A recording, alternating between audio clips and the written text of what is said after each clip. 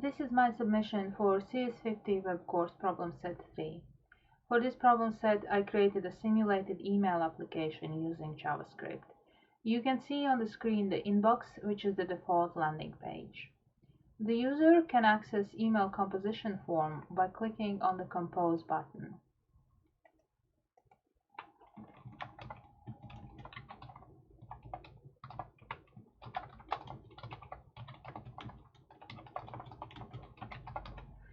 When the user fills out the form and clicks the Send Email button, a POST request is made to the API that passes the recipient, the subject, and body.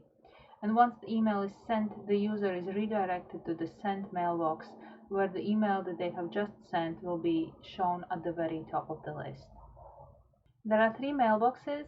The Sent mailbox displays all of the emails that the user has sent out. The inbox displays all of the emails that the user has received and that have not been archived. The archived mailbox contains all of the archived emails.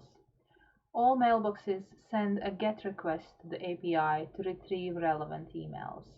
And JavaScript renders each of the emails in the list in its own div tag that in turn contains div tags for the sender address, the subject, and the timestamp of the email. In the inbox, unread emails will be displayed in white color. The read emails will be displayed in gray color.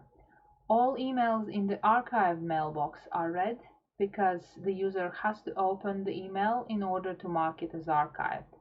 And all emails in the sent mailbox will be displayed in white color because the sender shouldn't be able to track if the recipient has read the email or not. User can click on any email in the mailbox to open it. JavaScript will make a GET request to API to retrieve the email information and render it on this screen. This view contains all of the data: the email, the sender, the recipient, the subject, timestamp, and email body.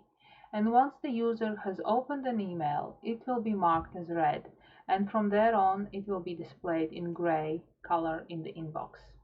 When the user is viewing an email from the inbox, there will be an archive button at the bottom of it. When the user presses the archive button, a put request is made to the API. The email will be moved to the archived mailbox. When the user is viewing an email from the archived mailbox, there will be an unarchive button at the bottom of the email.